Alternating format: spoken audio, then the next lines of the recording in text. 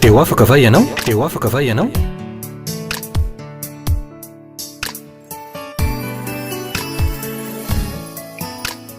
Fandarany iarana fiangonana Refi Androndrakely. Iny ary tompoko fifaliana lehibe ho ahy indray ny manolotra ny arahaba ho anareo rehetra zay efa eopototry ny fahita lavitra am'ty androany ity. Tena fifaliana sy fahasambarana ho ahy mihitsy tompoko ny mitondra ny tenin'Andriamanitra sy ny hafatra ho anareo tsiraray avy. Ivavaka ho anareo aho amin'ny famaranana mba ovovonjy ny fanahinao, ny fanahinareo satria zany no tena lehibe indrindra amin'Andriamanitra. Mba ovovonjy ihany koa ianao, ianareo manoloana ny olana misy sy manapaka ny fiainanareo. Ivavaka ho anareo aho amin'ny famaranana mba ho sitrana ianao, ianareo zay marary, ary ho afaka ihany koa ianareo zay matsapa fa mbola misy herina ozona sy herina fanaratsy manao ny ataony eo amin'ny fiainanareo tompoko. Ain'Andriamanitra atao eo aminao mantsy zany rehetrarehetra zany, ary tiany atao mihitsy no Jesosy zay efa maty teo ambony hazo fijaliana ary nalevina sy efa nitsangana tamin'ny maty. Tsy zany mantsy fa misy herin'Andriamanitra magaga miasa ao amin'ilay fahafatesan'i Jesosy sy ny nandevenana azy ary indrindraindrindra ny nananganana azy tamin'ny maty. Noho zany mitaona anao, mitaona anareo ny tenako am'ty androany ity, ny ino ary ny andray an'izao hafatra entiko ho anareo androany izao. Misy matoky ao fa hiasa tokoa ny tompo, tena hiasa ny tompo androany. Ino tsara zao hafatra entiko zao? Tsy onohono na resaka fotsiny tompoko ny filazana fa misy ny ozona sy ny fanaratsy. Tena misy reo hery roa ratsy ireo. Ary azavaiko aminareo tsiraray avy zay mandray azy sy mahita am'izao fotoana zao fa ireo hery roa ratsy ireo no tena fototry ny olana sy ireo zavatra ratsy miseho eto ambony tany ity sy eo amin'ny fiainatsika zanak'olombelona. Ary na dia zao olana misy eto amin'ny firenentsika izao azy, rehefa tena fotorina akaiky, rehefa tena dinina akaiky, dia ny ozona sy ny fanaratsy no ao ambadika. Hitatara zavatra efa nisy ary efa hitako aho mba ahafantaranareo fa tena mpitondra olana, mpitondra zavatra fara zay manahirana tokoa ny ozona sy ny fanaratsy. Ndre mandeha nisy mpivady nanasa mba ho any amin'ny trano misy azy, any amin'ny trano fonena zany. Ka rehefa tonga tany aho de nilaza lay lehilahy fa hisaraka honya izy mivady. Tsisy hevitry nitsony ho lehilahy fa tsy maintsy misaraka izahay. Efa tsy zako nitsony ho izy ny toetran'ity vehivavy vadiko ty. Ary lay vehivavy ihany koa tetsan-daniny de nanambara fa tena tsy mety amin'ny intsony ihany koa ny zavatra ataon'ilay lehilahy vadiny. De ny fanasa vaniko teo zay vady teo masoko, ary ny ambety teny izy ireo de hoe nisaraka ihany, nisaraka ihany. Ka rehefa tena nodiniko sy nofantariko tsara ny fototry natonga azy mivady samy tapa-kevitra nisaraka, de zao hitako ary fantatro tam'izany fa nisy ozona ary nisy fanaratsy nitoetra tao amin'izy mivady, tao am'ilay tokantrano mihitsy. Noho zany dia nampahiry azy reo aho, nananatra azy reo aho, fa indrisy fa tsy noraisiny ny fananarako, tsy nekeny ny fananarako, fa ny masaka tao an-tsain'izy mivady de hoe nisaraka ihany. De taorina zay ary de nanapa-kevitra hoe ho ataoko ny vavaka. de ny vavaka fifonana ho azy mivady aloha mba mindra fo Andriamanitra, mba miela heloka Andriamanitra, mba tsy amaly azy ireo arak'izao amafiny fony zao hoe nisaraka ihany, satria ny teny nataon'i Jesosy nge de mazava be hoe zay nakaman'Andriamanitra aoka tsy ampisaran'olombelona e. De nataoko ny vavaka fifonana, vavaka fangatana famirapo mba ho ataon'Andriamanitra misy mivady mba azo famelan-keloka izy mivady. Vitsy zay dia notapako tamin'ny anaran'i Jesosy le ozina fototra manosika azy ireo mba hisaraka. Noroako tahako zany ko ny fanaratsy zay fototra mampirisika azy ireo mba hisaraka. De rehefa vita moa ny vavaka dia nanao veloma aho. De zao noteko tamin'izy roa hoe afaka manapa-kevitra am'izay nareo ny am'izay tianareo atao na iombony indray na hisaraka. De lasa gaga aho fa herinandro vitsivitsy tateorina de indreny izy roa tafaradalana de ho iaho hoe tsy hisaraka zany izy mivady. De herinandro vitsivitsy tateorina indray de niona tamiko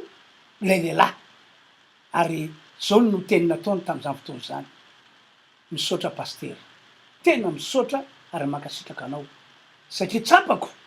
fa voamafy aho raha ohatra ka nisaraka tamin'ny vadiko teo.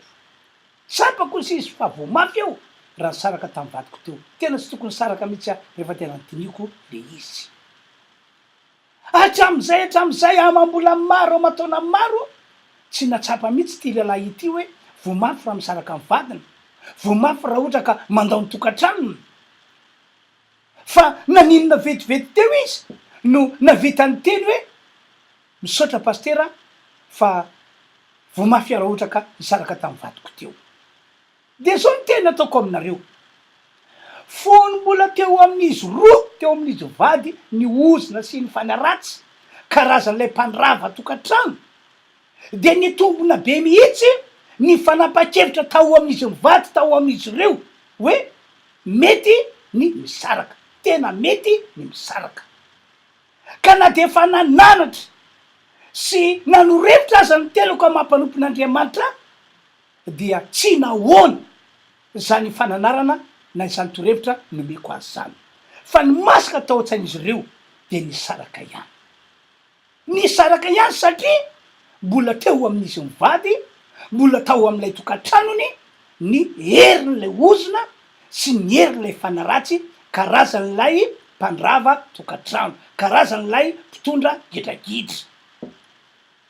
Fa rehefa tapaka kosa ary foana teo aminy, teo amin'izy vady le ozina, rehefa voaroaka lay fanaratsy zay fototry ny olana dia nisokatra ny sainy, tena nisokatra ny sainy, lasa nadio vetivety teo ny fon'izy mivady. Ary zany no antony natonga azy ireo niombony indray fa tsy hisaraka arak'izay fa masaka atao an-tsainy hatramin'ny ela. Ataoko fa ny mazava tsara aminao ny zay voalaza zay. Zava-doza tompoko ny fiainana mbola misy ozina sy fanaratsy mitoetra, zava-doza ny fiainana mbola misy ozina sy fanaratsy mitoetra ao anatin'ny tokantrano. Noho zany ho anareo zay mahatsapa tokoa fa manana olana eo amin'ny lafiny fanambadiana na tokantrano ohatra, de hoy iaho hoe aza malaky manome tsiny ny vadinao ianao, aza malaky manome tsiny azy ianao no reo olana sy ireo zavatra tsapanao hoe mitranga ao anatin'ny tokantranonao. Marina fa tena tsy mety angamba ny nataon'ny vadinao ary tsy rariny mihitsy zay ny olazana azy, fa azadina fa raha mbola ao ny ozina sy ny fanaratsy dia vitany ny mitondra korotana eo amin'ny fanambadiana na eo amin'ny tokantranonao, vitany ny mitondra fanitrana sy fahasaranana raha ohatra ka le karazany le mpitondra fantrany fahasaranana no tonga ao amin'iny tokantranonao ary vitany any ko ny mitondra olana amy karazany ao amin'ny fiainanao sy ny tokantranonao zay mahatonga amy teny hoe aza malaky manometsiny ny vadinao ataoko fa na zavabe mihitsy ny zavatra nanjo an'le mpivady zay no tantaraiko taminareo teo fony tsy mbola tapaka ny oziny fony tsy mbola voaroka amy fany ratsy dia zay ny masaka atao an-tsainy tamin'izy roa nisaraka ihany fa rehefa tapaka ny oziny voaroka amy fany ratsy de nisokatra ny sainy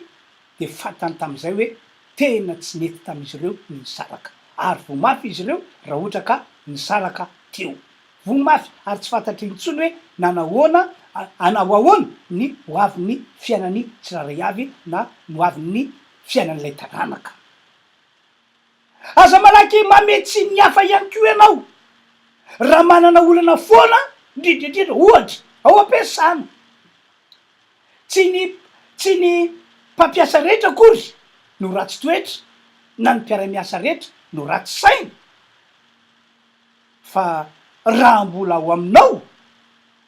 raha mbola eo aminao ny oziny sy ny fanaratsy dia anana olana foana ianao any ampiasana anana olana foana ianao any ampiasana satria le ozina sy le fanaratsy izy mihitsy no manao ny ataony mahatonga an'le olana miseho any ampiasana zay mahatonga amiteny hoe aza malaky manometsiny ny mpampiasa ianao na manometsiny ny mpiara-miasa aminao ianao ary aza ilika any amin'ny hafa ny olana misy eo amin'ny fiainanao tsaroko zao le mandeha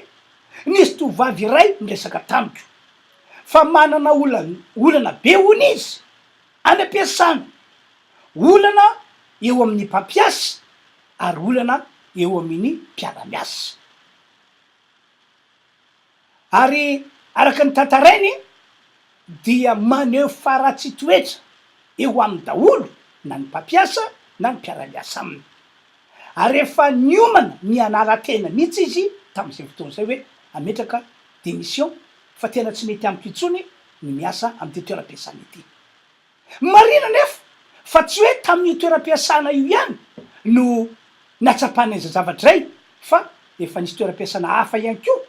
natsapany fisehon-javatra tahaka zany de nioetreretiny hoe mitovy daholo kay ty olony ity mpampiasa atsy na mpampiasa iroa na mpiara-miasa atsy na mpiara-miasa iroa ary taminy de hoe tena tsy zakako mihitsy le atmosfera iainana ao ampiasana ka rehefa nresaka teo zay imena ta dia tsapako ary niteneko mivantana taminy hoe tsy lay mpampiasa ranabavy na le mpiara-miasa aminao no ratsy saina ratsy toetra manao toetra tsy zaka eo aminao fa zao ny hitako eno tsara ho ia ao aminao ranabavy dia mbola misy ozona sy fanaratsy ny toetra karazan'lay tsy mampitombona anao amin'ny asa no mipetraka ao aminao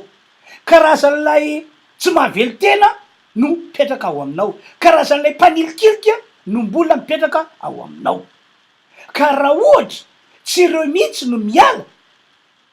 hoe tapaka le ozina na voaroka le fanaratsy de ho tantara tsy miova foana ho iaho ny fiainanao na de ametraka fialana sy asa amin'io toeram-piasana intsony atranao fa hitady toerana kafa mba hiasana hitadiavana vola de tantara mitoy tantara tsy miova ny tantaranao de azo tsara mihitsy ny fanazavana nataoko taminy ka rehefa nataoko ny vavaka fanapanan'le ozina teo aminy fandroana le fanaratsy teo aminy zay fototry ny olana mahatonga azy manana olana any ampiasana manana olana eo alohan'ny mpampiasa manana olana eo amin'ny mpiara-miasa de akory ny zava-magaga fa niampitsin'iny ihany tena rahabaky teny fa niampitsin'iny ihany de niova daholo ony ny tao ampiasana izy no tantara zany tamiko niova daholo ny zavatra rehetra na teo amin'ny mpampiasa na teo am'ireo mpiara-miasa taminy hitany tsy tsapany teo amin'ny fiainany fa iny ny mpampiasa ny mpiara-miasa amreto de olona tena mahafinaritra be olona tena azo ifampiresana, olona tena azo iaramonina. Le mpampiasa le mpiaramiasa mihitsy avy atrano voamaraina hoy izy de fa nampiseho itsikitsiky, nampiseho kamiramirana, nampiseho teny tsara, nampiseho teny mamy tamiko izy izy. Riavanao tsy gaga avy anao ny am'izany zavatra zany, tsy adikevitra zany tompoko fa lay ozina sy lay fanaratsy tao am'ty tovavy ity no fototsy ny olana teo aminy, tao am'ny toeram-piasana nanoloana ny mpampiasa na nanoloanandreo mpiaramiasa. Riavanao tena misy miozina ary misy takizany any ko ny fanaratsy, ary tsy maintsy manao ny ataony foana ireo raha mbola mitoetra eo amin'ny olona ray na ny taranaka anankiray ry zareo io. Mahatonga miteny an'izany mantsy de izao, mba hahatonga anao tsy ho jamba ara-panahy ka na de fa manao ny ataony foana azy ny ozina sy ny devoly de tsy mbola tonga saina mihitsy ianao, tsy mety tonga saina foana ianao hoe tena ozina, tena fanaratsy no ao ambadiky ty zavatra hafahafa miseho amiko ity. Maro amin'ny olona nge no mana fiaina tahaka zany mihitsy, tena maro amin'ny olona, be de be mihitsy le olona, maro be mihitsy le olona efa niona tamiko fa de taorina vavaka nataoko de tsapany hoe tena marina pastera fa ozina sy fanaratsy tokoa no tao ambadiky reny zavatra nitranga tamin'ny fianako ireny. Amaky baiboly indray isika ho fanamafisana, ho fanamafisana ho iaho fa tena zava-doza ny fiainana eto ambonin'ny tany raha ohatra ka mbola avelatsika, avelanao hitoetra ny ozina sy ny fanaratsy. Andaontsika amaky baiboly ato amin'ny ato amin'ny Josoa safady toko fahafito de vakitsika ny 7:40. Eno tsara ke voasoratra mitsangana manamasinina ny vahoaka ka lazao hoe manamasinina ny tenanareo mandra-pamaraina fa zao no lazainy Jehovah Andriamanitra Israely, eo aminao misy zavatra efa voaozina ry Israely eo, ko tsy majanona eo alohan'ny fahavalinao ianao mandra-panaisotrareo zavatra efa voaozina tsy hoe ho aminareo intsony. Amaky baiboly any ko sika Apokalipsy indray toko 12 ka ny 12 tapany farany no ovakitsika. To zao indray no voasoratra ao: loza ho an'ny tany sy ny ranomasina fa nidina ho aminareo ny devoly sady manana fahatezerana lehibe satria fantany fa kely sisa ny androny. Mazava be tompoko ny voasoratra tao amin'ilay bokyny Josoa toko 7 teo 7:40 sy bokyny Apokalipsy toko 12 12 tapany faharoa teo. Mazava dehibe ny voasoratra fa zava-doza ny fiainana de ny fiainan'ny olona mbola misy ozina na mbola misy fanaratsy mitoetra eo aminy, na mbola misy ozina sy fanaratsy mitoetra eo amin'ny zavatra rehetra ataony. Ohatra lay voalazany boky Josoa teo, ny ato aloha naton'Andriamanitra, ny fanatanteran'Andriamanitra, ny teny fikasany sy ny fombany teo am'ireo zanak'Israely satria nahitan'Andriamanitra ozina, zava-boaozina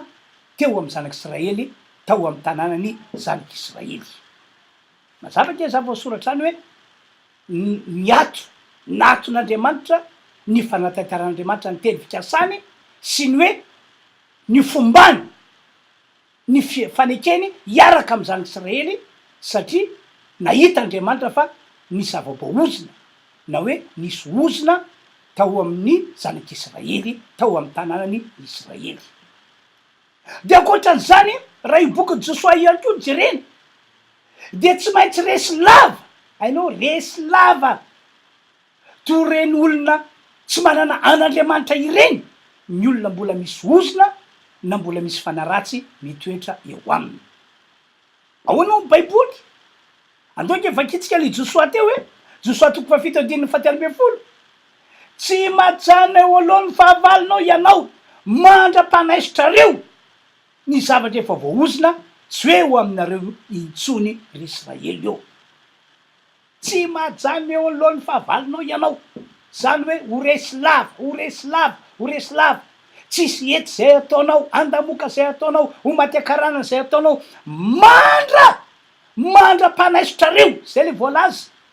josoatoko vita 2 mandra-panaisotrareo ny zavatra efa voaozina tsy hoe ho aminareo intsony.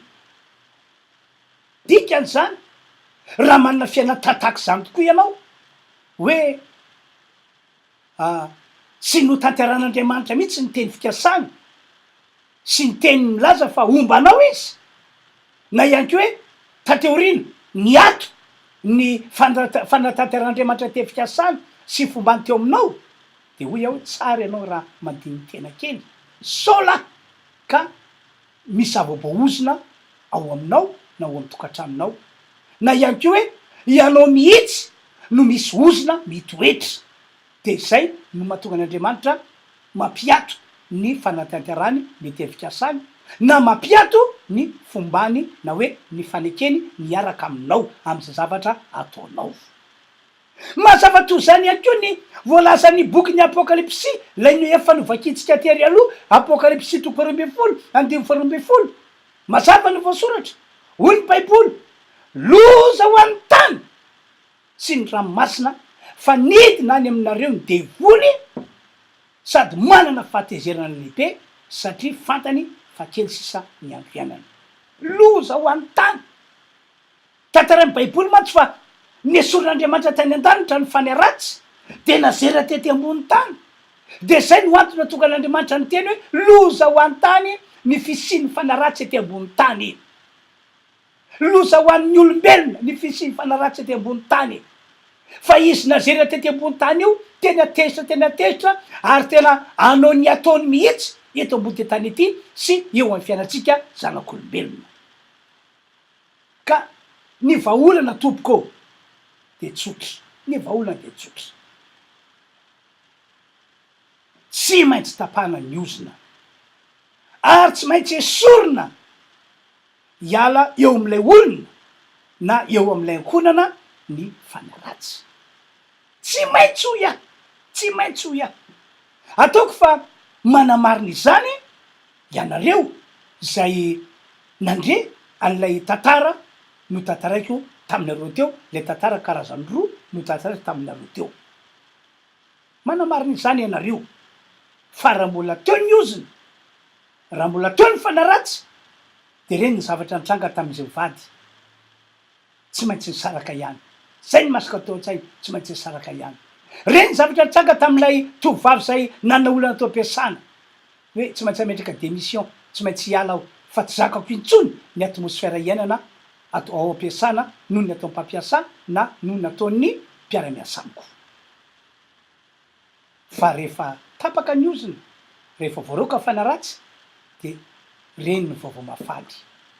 Niova ny tantara rehetra natao amin'izy mivady, natao amin'ilay tovovavy zay no tantaraiko taminareo teo.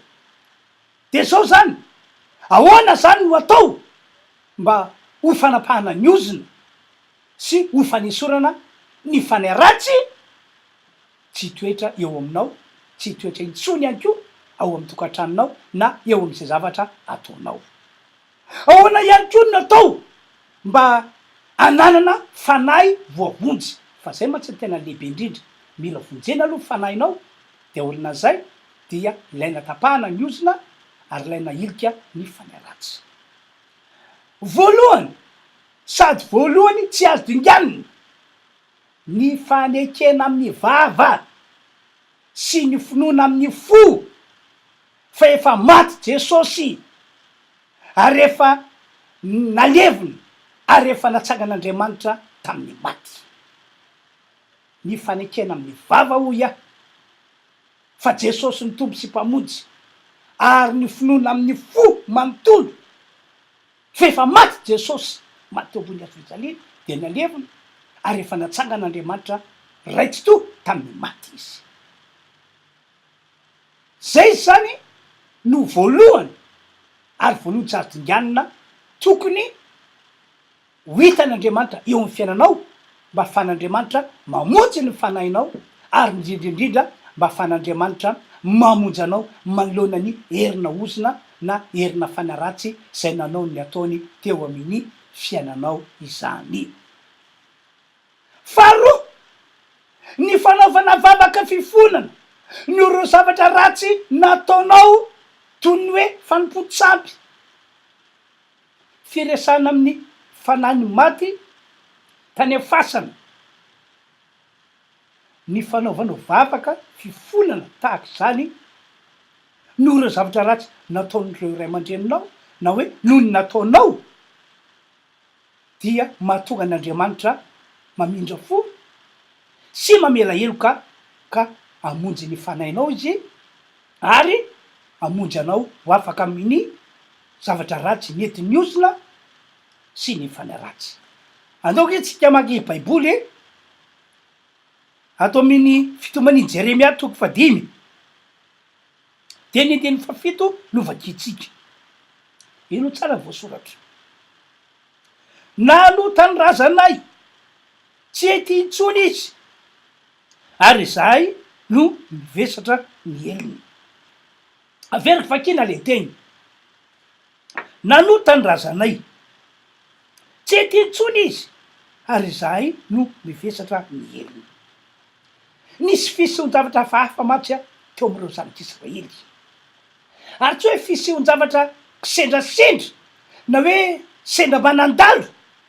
fa rehefa nojerenjareo dia tena fisehoan-javatra hafahafa mandavan-taona le izy. Teo zareo voatonga saina fa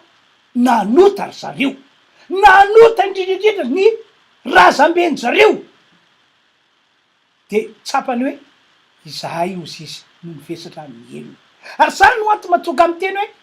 faharoa, mila manao vavaka fifonana ianao noho ny nataonao aloha. Inona avy ny zavatra ratsy nataonao teo anatrehan'Andriamanitra? Inona avy le izy? Mila manao fifonana ianao. Mila manao fifonana ianao noho ny ireo zavatra ratsy nataon'ny ray aman-dreninao na nataon'ireo ray aman-drenibenao tany aloha. Efa imbetsaka no teny zany taminareo ary niniko naverina mihitsy le izy satria tiako ho afaka ianareo zay mahita sy mandray ahy ankehitriny. Tsy maintsy manao vavaka fifonana matsy ianao. Ahafahan'Andriamanitra mamindra fo sy ahafahan'Andriamanitra mamela heloka ka ho vonjeny anao avy eo ary ho afahany ihany koa. Fahatelo, tsy maintsy tapahana ny ozina ary tsy maintsy esorina eo aminao ny fanay ratsy. Ny tsy fanaovana pratika antidikana fahatelo ity no fototra ray tena lehibe mahatonga ny maro am'ireo olona efa tonga ao am' Jesosy, mahatonga ny maro am'ireo kristianina tsy afaka olana mihitsy ary tsy vitany hoe tsy afaka olana mihitsy fa lasa velom-panontaniana mihitsy, velom-panontaniana foana hoe ahoana marina ary ny tena fiasan'Andriamanitra fa mba efa manompo azy aho, efa mba manao zay azoko atao amin'ny fanompoana azy aho, kanefa manaka ankehitriny tsy mety afaka amiko mihitsy ty olana ity, tsy mety miova mihitsy tantara-piainako. Normal satria le osina tsy mbola tapaka, tsy mbola foana. Le fanaratsy zay nazy toerana teo aminao voalohany tsy mbola voailika, tsy mbola voaroka. Tsy olona ray na roa na telo ke no nahitako an'izany fa olona be deaibe, kristiana be deaibe, olona efa nandray an'i Jesosy be deaibe. Fa isoroko an'Andriamanitra moa ary tena omeko voninahitra izy fa tahorina ny finoany ny teny nambarako ary indrindraindrindra tahorina ny vavaka nataoko azy reny dia avitra voavody zareo. Ary tsy vitsy no efa nijoro vavolombelona tantara tany amin'ny namany ny asa lehibe sy mahagaga nataon'Andriamanitra taminy. Ary zany no antony mahatonga azy reny lasa mitondra namana ihany koa hoe andao eo na paster Adolphe tsika, andao resaka aminy tsika fa zao ny zavatra tsapako teo amin'ny fiainako, zao ny zavatra nataon'Andriamanitra teo amiko. Mila manao pratika ianao fanapana ozina sy fanliana ny fanaratsy amin'ny anaran'i Jesosy. Marina fa manana ny heriny sy ny fahefany ny ozana sy fanaratsy fa mahery lavitra ambony noho izy ny fahefan'ny anaran'i Jesosy sy ny heriny anaran'i Jesosy. Fa efatra sady farany, ry havanao, ry mpiany malalo ianareo za mahita sy mandre a tongava mihitsy anareo tongava miona aminay tongava miona aminay mba afanay manorevitra tsara anao afanay indrindrindrindra mametra tanana sy mivavaka ho anao anareo mino sy matoke fa tsy misy oza tsy resy zany ary tsy misy devoly tsy mialy zany rehefa tonga am' jesosy tsika indrindraindrindra rehefa ailika amin'ny anaran' jesosy reo hery roa ratsy reo tongava ihany keo mamonjy ny fotoam-pivavana zay ataonay reo voalazy reo moa fandaram-potoana tongava tompoko fa asoanao ahatsaranao zany ampitombo finoanao zany maninona moa ny hafa natsapa fahasoavana rehefa tonga namonjy fotoam-pivavana fa inao tsy atsapa tongava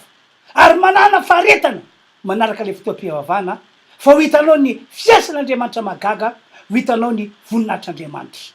ny dera ny aja ary ny voninahitra ny atolotra ho an'Andriamanitra ray zanaka fanay masina ivavaka am'izay ary aho mba hovonjena amin'ny fanainao mba hovonjena ho afaka amin'ny olana ianao ivavaka ho anareo mba ho sitrana ianareo zay marary ary mba ho tahina ny fiainanareo ivavaka mba tapaka ny ozona voalika fanaratsy raha mety apetrao foanao tananao na mandoli mihitsy anao ao anaty tokantranonao ao anaty ty vavaka ataoko ho anareo ity iasa ny herin'Andriamanitra iasa any ny Andriamanitra tsy tofo ivavaka tsika ry tompoandriamanitra tsara ry Andriamanitra la izy hatrizay ko mandrakizay misaotranao afa afaka nanambarany teninao tam'ty androandroany ity fifaliana sy fahasambarana ho azy zany ko ankehitriny miatso anao ao Andriamanitra velona amin'ny anaran' Jesosy mamindra fo am'ireo olona zay nahita sy nandre ahy nahita nandreny zao afatra netiko zao mamindra fo am'ireo olona mangetaheta famonjeny sy fanafahana ianao mamindra fo amin'izy reo anao Andriamanitra ka avy alao ny eloka vitana avy alao ny eloka vitana fa efa maty Jesosy efa nalevina efa nitsangana tamin'ny maty ka noho ny am' Jesosy dia amonjy ny fanandreo olondreo any ianao Andriamanitra ary amonjy azy ho afaka amin'ny vesatry ny ozony sy ny fanagajany devoly amin'ny anaran' Jesosy tapako ny ozona ary foanako fisiny amin'ny anaran' Jesosy roako ny fanaratsy miala teo ianareo ry fanaratsy ary ny olana nentinareo dia foanako amin'ny anaran' Jesosy Kristy tsy ho am'ireo olona ireo ka na inona karazana olana misy teo aminy dia iovany tantaram-piainan'ireo olona ireo amin'ny anaran' Jesosy ny marary sitranina amin'ny anaran' Jesosy esorina ny herin'ny aretina esorina ny herin'ny aretina misaotra Andriamanitra omena voninahitra mandrakizay ianao misaotra tompo halleloia amen zay zany tompoko no afatra nentina ho anareo tamin'ty androandroany ity ka dia mametraka ny mandram-piona manao velomanareo amin'ny manaraka andray tompoko eo afaka va ianao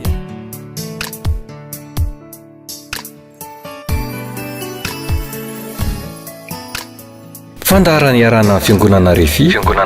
androndra kely